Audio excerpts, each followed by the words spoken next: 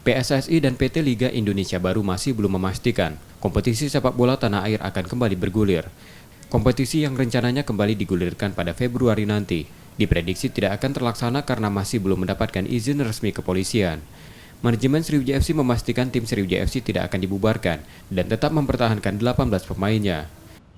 Jadi kami tegaskan di sini Sriwijaya FC sampai kapanpun tidak akan membubarkan tim ini, ya.